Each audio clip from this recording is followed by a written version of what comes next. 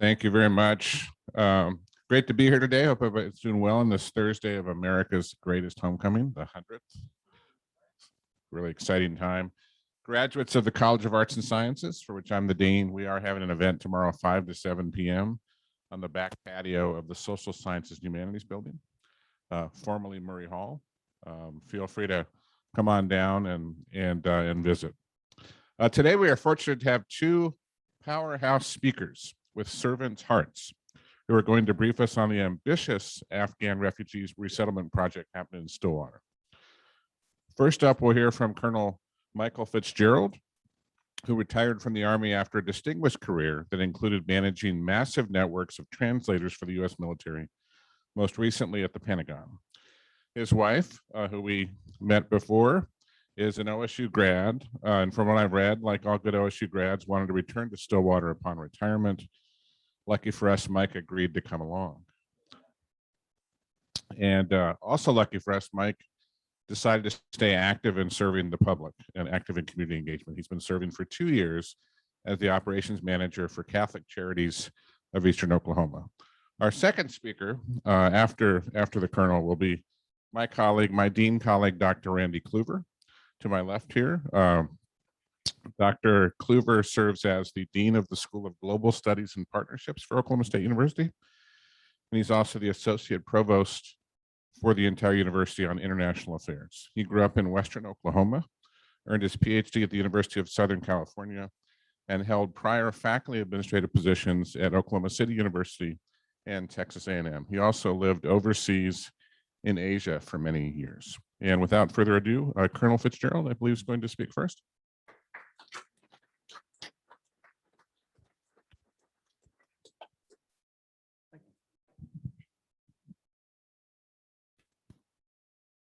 Okay, a little bit of, oh, hold on.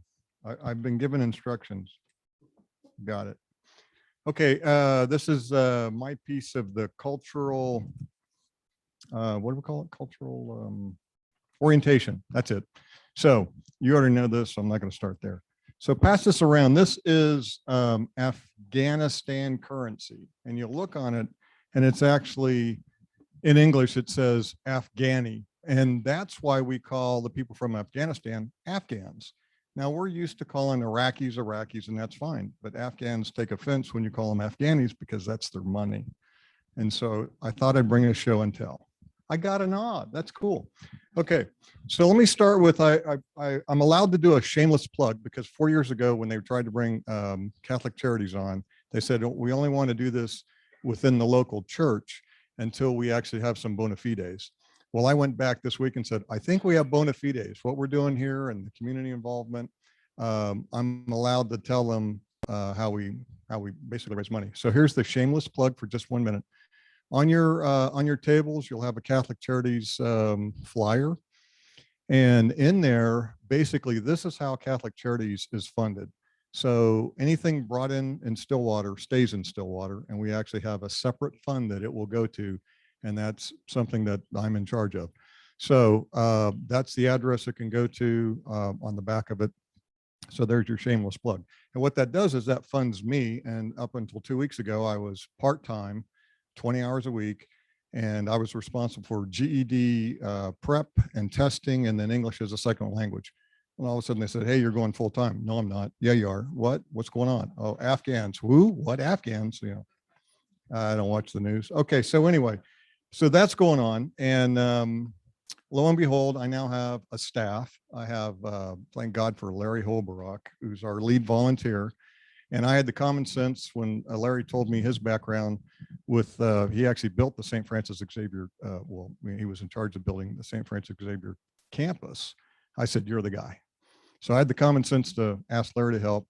And he has the common sense of filling all the lead volunteer slots, which there are 14. And we're working on number 15 right now.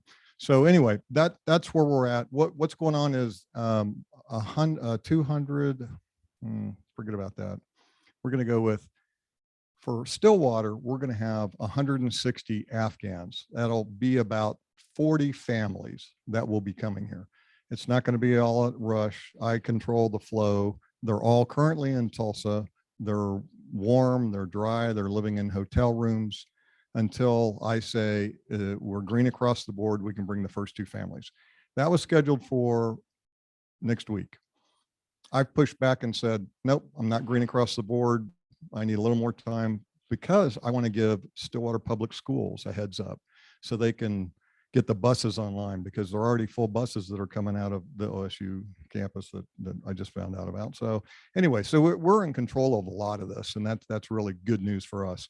So we also said we want to pick the families. They didn't like that, but that's okay.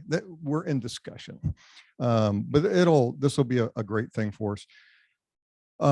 Catholic Charities is only the structure, and our success that we're seeing is because everybody is involved at every level, every major church, all the smaller churches. There's somebody that's involved at the volunteer level. We have over 200 volunteers that have signed up, and everyone keeps asking me, how can I help?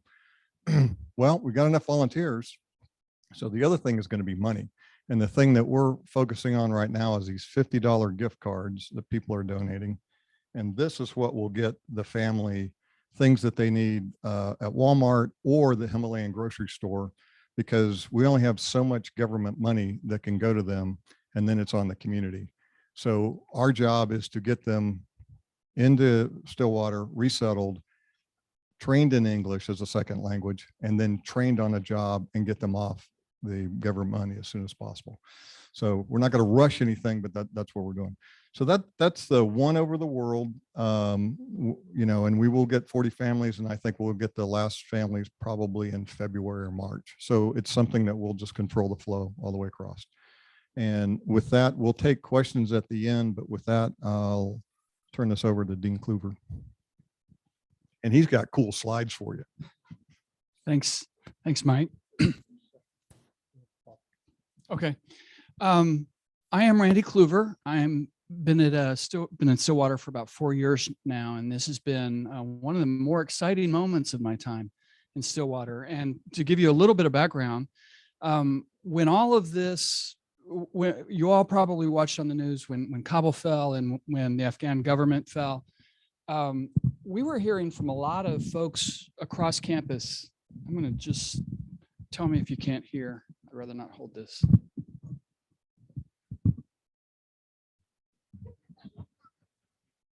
How's that? Does that work? Okay. So we had faculty, we had folks from across campus saying, hey, is OSU going to do something? We had former students, alumni who were writing and saying, hey, I've got these friends in Afghanistan. Can OSU help get them out? And I was hearing these requests, but there wasn't a whole lot I could do. And so we were looking into various things. What could OSU do to assist? At which point somebody says, hey, there's this guy, Mike FitzGerald, and he's going to bring a bunch of refugees into Stillwater. And so I think it was within like 2 hours of that, Mike and I connected, have now become each other's best friends, because we were able to align what the resources of the university has with the need. And so that's what I'm going to talk about a little bit today. Of course, Catholic Charities has been in the lead on this whole thing, but we're very, very fortunate that we were able to bring the university online. As the one at the university who's been asking for more and more university resources, I'm getting more and more nervous all the time, but let me just give you a sense of what is happening.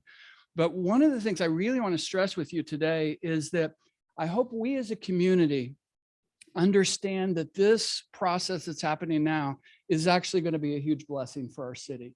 Refugees should be seen as an asset, not a burden. And where they are properly settled, they absolutely become that. Refugees are more than twice as likely to start new businesses as native-born Americans. They move very quickly up the socioeconomic scale. Research after research has shown that when refugees receive government assistance or other types of assistance when coming in, they pay it back in taxes over a number of years. And it's just a very positive story. Personally, my experience with refugees began in the 1970s when my parents settled Vietnamese refugees out into Western Oklahoma. And I remember those days because my life got tremendously unsettled during that time. And for about 3 years, I was constantly around refugees. But Some of the things that I'm really working towards today are trying to correct the mistakes that I saw that we made back then. In my hometown, Clinton, Oklahoma, we had a population of about 9,000 people at that point, and we brought in over 300 Vietnamese refugees into Clinton, Oklahoma over a period of about 2 years. Guess how many Vietnamese live in Clinton, Oklahoma today? Almost none. There's one family. My cousin's wife is still there, and then there's one other family. They've all gone. And why have they gone? Because it did not become their home. My goal is that for these folks who come in, that this becomes their home and that they begin to see this as their home. We're having homecoming this weekend. Well, it's homecoming for people who've graduated, but it's also homecoming for people who've never been here. And I hope that's the attitude. We really can communicate that as these refugee families begin to arrive, they've arrived home. They've come out of trauma. They've come out of all kinds of unsettled lives. It is not easy to leave with nothing. Leave your family behind, leave your possessions behind, leave your jobs behind, go to a country where you don't speak the language and hope for a better life. I know that some have fear that they're not properly vetted, but believe me, they are vetted. Yes, there have been a couple of incidents, but that happens. Hey, we're at Oklahoma State University. Guess how much crime happens at Oklahoma State University? It does. So anyway, the other thing is what we understand, and Mike knows better than I do, but overwhelmingly, the bulk of the refugees who come here will be young children. We've been told to anticipate 40 families. And so our rough arithmetic is if a family is 4 people, that's 160 people. Guess what? Afghan families are bigger than 4 people. So 160 is the very conservative estimate. We think there'll probably be well over 200. That's going to be a huge thing. It's going to be a huge thing, especially for Will Rogers School. And so we have been working with them to try to help them do that. So what is OSU doing? I'm just incredibly privileged to be working at OSU and to help facilitate this. When we brought in the refugees into Clinton, we had nothing like this, but OSU and the students, the faculty, the staff of OSU have been overwhelmingly positive. And so we will have, out of the 40 families, 25 will be living in graduate family housing, which is up on the north side of campus. The Family Resource Center, which had been forced to scale back a number of its activities just because COVID impacted our international student numbers, is getting ready to really help to absorb a lot of the families, the children. They're going to provide community after-school programming. The English Language and Intercultural Center, also devastated by COVID, is now gearing up to really offer intensive, high-quality English language programming. I'm going to talk a little bit about in a minute about why that's so critically important. The OSU bus network, you see the OSU buses all over town. Well, that's really the only public transport system we have in the city of Stillwater. And OSU Transportation has agreed to let the refugees ride them, ride the buses free of charge. That will allow them to go shopping. It will allow them to integrate better into the community. It will allow them to help find jobs and so on and so forth. OSU University Health Services is working with Payne County Health to make sure that everyone has adequate medical care, to make sure everyone has all the appropriate medical precautions. The volunteer side of this has been what's overwhelming. A couple of weeks ago, about 3 weeks ago, working with Mike and Larry and others, we put together a web page that it was on the starting slide. If you're interested, you can find it. But we just wanted to provide a reference point, some information for the OSU community, and of course the Stillwater community, because OSU is very much a part of this community. And we put on there a little link. If you want to volunteer, hit this link and then ask for certain kinds of, what you can help with. The response was absolutely overwhelming. As Mike said, we actually need more than the number of volunteers, Mike. We actually need a volunteer to coordinate the volunteers, because the responses have been just absolutely overwhelming. So many people offering their time, their services, all kinds of stuff. And the ones that have been most touching have been from the students. And we've had responses from students saying things like, I really don't have any money, I can't contribute, but I could carry a couch, right? Tell me where to carry a couch. I can do something. I can work with children. The OSU Pre-Dental Club is offering all the free dental supplies we could possibly use. And so the responses of the students, the faculty, the community, the churches has been absolutely overwhelming. It's been very, very heartwarming. We have received some negative feedback. Dr. Schrum pretty consistently gets letters from angry parents who think we're endangering their children or something. But the university, by and large, has been just incredibly supportive. My goal is that these folks who come to Stillwater really do find a home. The Vietnamese that I worked with in the 70s, most of them live in California now, most of them live in Houston. And so whatever economic benefit they now bring to another community. As these folks become part of our community, I think we want them to stay here. Some other things that has been going on, in Kara, who's over here, has been coordinating with all the student programs. So some of the things they've adopted, adopt an item. So if there are particular items that the families need, these student groups are going and looking for those.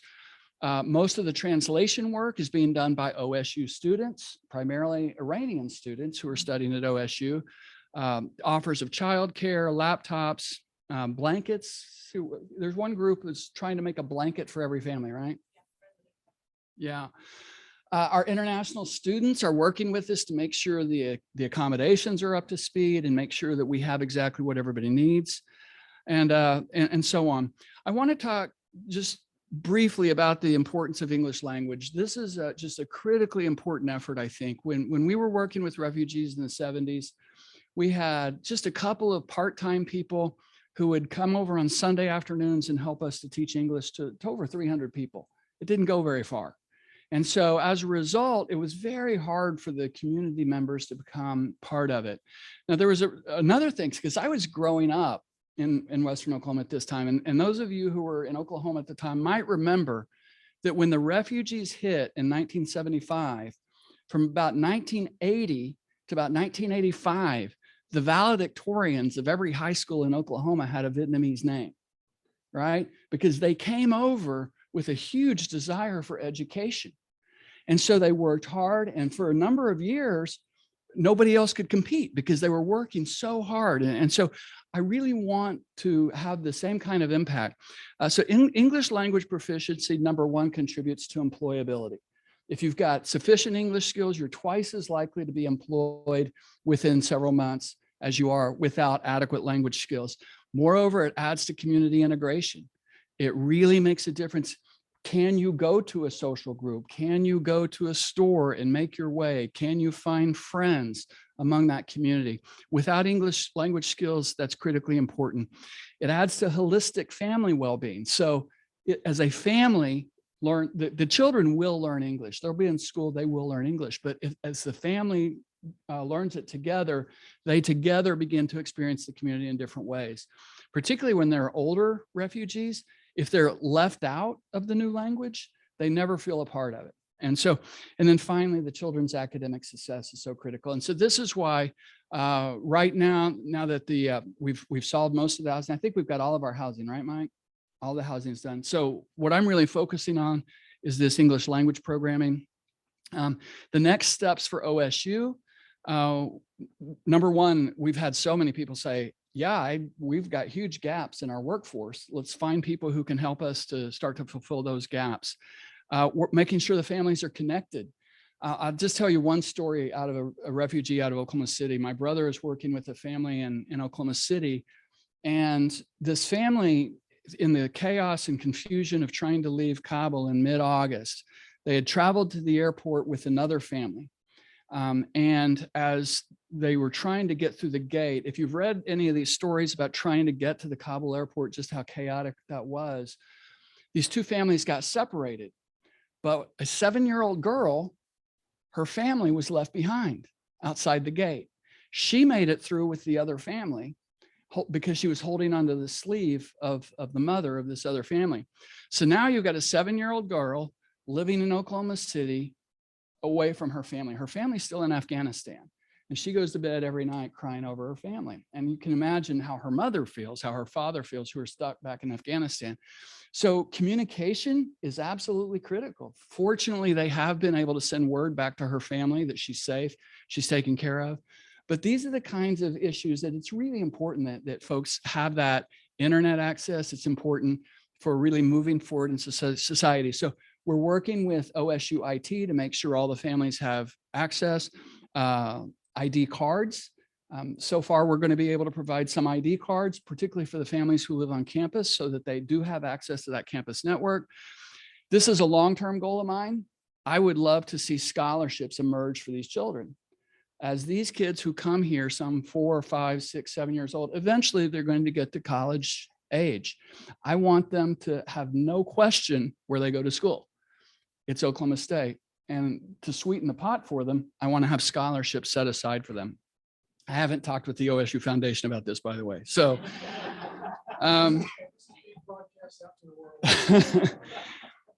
another thing, and this is minor, but every family that arrives, and Glenn knows this, Glenn can attest to this, I'm asking the deans to donate OSU t-shirts, because when school starts in January and those kids start going to Will Rogers or the other elementary schools, I want the Afghan children to have OSU t-shirts just like the other kids, so that they feel just as much a part of the community as everybody else. And then finally, we're working with faculty, because we'd love to use this as an opportunity both for our students to learn, for our faculty to learn. We've got so many students who've been so engaged in this, and such an incredible opportunity for our students to learn about what crisis does to families, about how to help families deal with crisis, about how to help families settle into communities, about the long-term economic impacts. I'm trying to find an economist right now, to let me know if you have one, who would help us track the economic impact to the community on this. So we want to really turn this into a learning opportunity for our students, for the community, and most of all, we just really want to make a new home for these families. I think that's all my slides. So if you got, I guess it's time for questions, if Mike, or if anybody has any. Yes, Mike? People who are coming here, many of them are work with our American people overseas, right? Yes. They did translations, that kind of thing. What degree of these, what percentage of these people already speak English or know English language pretty well? You need to speak into the. So the question is, what percentage of the people already have some language skills? Of the 135 that are in Tulsa right now, their language skill is nil to very, very little. Yeah. So in other words, they're not exactly the translators we hired. Their brother might have been, their father might have been, that didn't get out or is someplace else. I'm just curious if you know anything demographically about the folks that are coming. They're primarily, my assumption was that they were probably people from Kabul, maybe educated people from Kabul if they were working with the military. Is that inaccurate, or is that really inaccurate? Well, the question is about demographics. And I was thinking the same thing, because I said, I want your doctors, I want your lawyers, and then I want to do another positive article, They said that hasn't been the case with the ones they have so far. The people they have so far, you'll love this. There's Pashto is the eastern side of Afghanistan, and Persian Dari is the western side. We have a lot of Persian Dari translators. These people are in the Pashto region. So another challenge. It's okay. We'll get there. Yes, ma'am, in the back. Right. The question is skills and the type of employment. To be determined. We're not sure yet. I keep asking the question. I haven't got an answer yet as to what skills they have. I don't think so far with case management, you have certain opportunities that you have to visit with the families, and that hasn't come up yet because they're still in the very beginning stages. The other thing I'll say is we won't get the families over here until they're 14 to 30 days in Tulsa. So most of these things will be handled in Tulsa. They'll feed that information to us, and then we'll know what ages the kids are, what school they're going to go to, and we'll be able to plug a lot of those things in, especially the jobs, because that's what we want to do, get them English up to speed, and then get them plugged into a job someplace or job training. Yes, sir. Basically, two questions. Humanitarian effort in this, I agree. But first question is, sounds like we're going to be at least 100 or more students, young children coming in. How do you go about increasing the number of teachers in our local schools, get more teachers? Okay. These kids being infiltrated in here rather than just enlarging the classroom size. How do you do that? So we are working with Stillwater Public Schools. We're working with Stephanie Coca, who's really helping us to champion this. Number one, it's going to be a challenge, but some of the things they're looking at are, number one, you're not bringing in all the kids at once. Rather, they'll be assessed within the FRC context to determine readiness for school. And the FRC will be providing some programming for them to get them ready for school. Secondly, Stillwater Public Schools can probably hire some folks from the community itself if there are those with teacher skills, if there are those with the educational background, so that they can come in and actually help to add to that work staff. They're having difficulty hiring teachers as it is right now to come in and eliminate the prep class. Yes, they are. So how are we going to increase it? The wrong side. I didn't know how you're going to address that. Yeah, it's a challenge. It is a We'll have challenge, to there's work no with doubt. Stillwater Public Second Schools, thing yeah. is, we're coming over here with our current administration.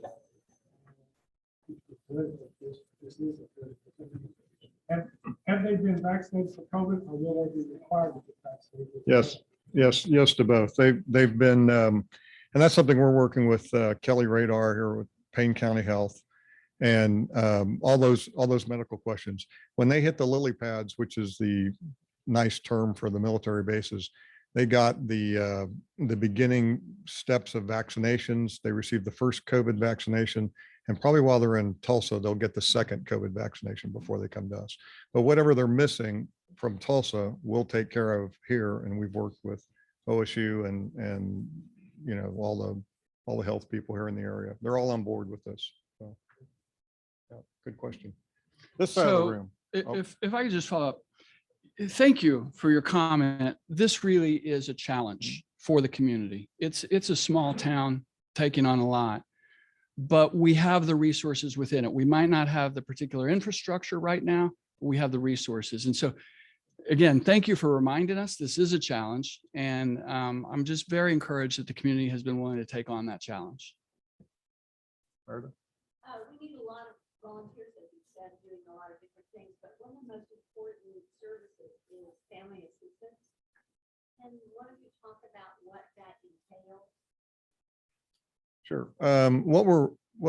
Okay, here's the concept. The great concept is each family would have a family assistance person or couple. And this is very didactic. As we get into more and more issues, it's evolving. And what I came up with, and haven't really talked to anybody about, except for a few people, is that actually maybe a church or organization adopts a family, because the family assistants, they'll be responsible for the transportation to the doctor's appointments, not necessarily getting into school, but maybe the transportation to work, transportation definitely to a Walmart or a grocery store. So there's all these little ancillary second and third order effects that we haven't even thought of yet that we know are going to happen. And that's just going to burn out one couple. They won't be able to handle that. So you'll have to have second and third order effects with different couples. So that's why we're thinking a church would volunteer several couples. And we were talking earlier about that's feasible, and that's probably a good way to approach that.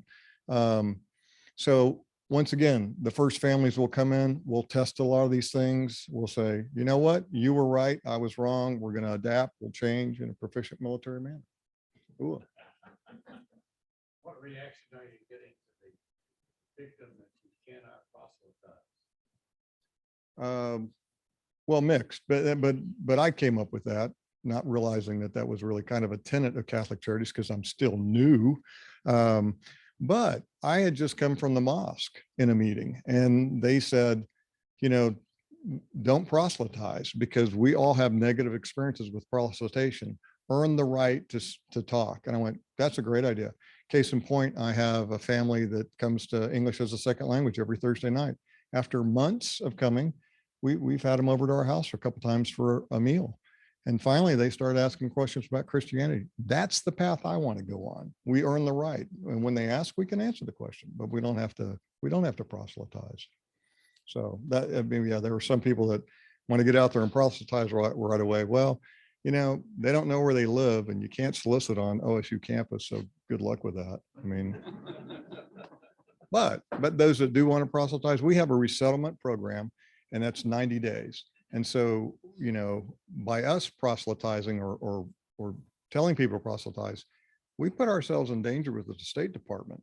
And then, you know, we kind of need the federal money to do a lot of this. We don't want to just put this on the community. So we have to stay away from proselytization. Yes, ma'am.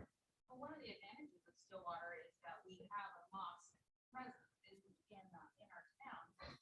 What is the partnership with the mosque in this process? A very good question. That's one of the first meetings I had. And basically they said that they would go down to Oklahoma City to Restaurant Depot and bring back huge quantities of frozen halal chicken divided up for the families in their kitchen. I went, Alhamdulillah, you know, praise God in Arabic. But anyway, so that's great because that's a mess. And, you know, we're very thankful that they want to, and they do, they want to help a lot in a lot of different ways. And they're trying to feel that out. They want to have a welcome meal for the families, but they didn't quite get the concept that the families are kind of spaced out. So we're working on a lot of those issues. But yeah, they're definitely partners. And thank you for the introduction to Dr. Mancy. That helped out a lot. That it? Okay. Thank you very much.